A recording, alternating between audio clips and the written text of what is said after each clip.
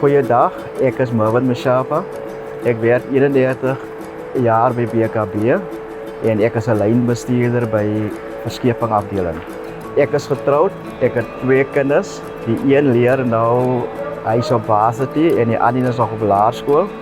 Ek het groot geraak in Johnsonville. Daarna het ek verhuis na PE toe. Toe kry ek 'n werk by BKB en ek is tot nou nog toe hier by BKB.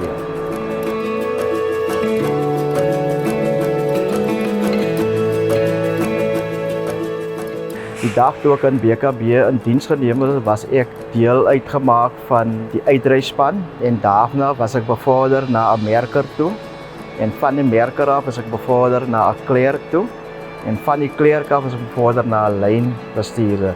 En my rol by verskeping is ek moet sorg dat die containers verskeep raak. Ek moet net so breedvoerig beskryf hoe dat die wol van my vloer af verskeping vloer uit verskeep raak na verskillende ports toe. Die wol wat verkoop is, die auction word ge-CMI en van daar af stuur die kopers vir my instruksies en dan word die wol uitgetrek vanaf die steks waar dit gepak is en dan word dit kom uitlê op die vloer en dan word as verskepingsmerke word opgeset en dan van daar af is ek verantwoordelik vir die bestel van die containers en dan die uitlei van die containers. So dit is heel wat 'n proses wat ons moet deurgaan om die wol te verskeep.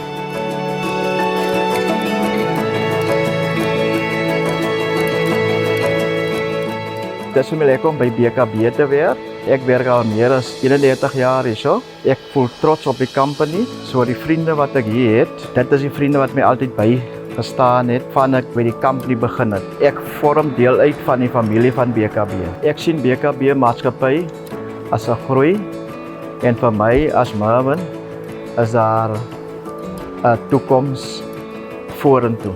Ek is trots om deel te wees van BKB.